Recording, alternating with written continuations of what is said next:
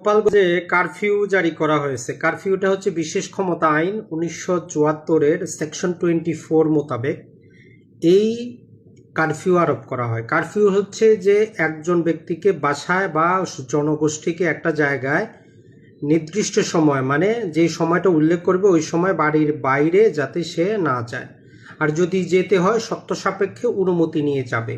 যদি কেউ এইটা অমান্য করে তাহলে তার শাস্তি 1 বছরের পর্যন্ত জেল হইতে পারে, অথবা জরিমানা হইতে পারে, অথবা উভয়টা হতে পারে। তাহলে কারফিউ হচ্ছে আপনি আপনার বাসায় থাকবেন, বাসার বাইরে বের হবেন না। এটা হচ্ছে আমাদের বিশেষ ক্ষমতা আইন 1974-এর ক্ষমতা।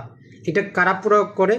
নর্মালি এটা যদি ডিস্ট্রিক্ট ম্যাজিস্ট্রেট প্রয়োগ করে, আর যদি মেট্রোপলিটন এলাকা হয় সেক্ষেত্রে পুলিশ কমিশনার সরকারের সাথে আলোচনা সাপেক্ষে এই ক্ষমতাটা প্রয়োগ করে।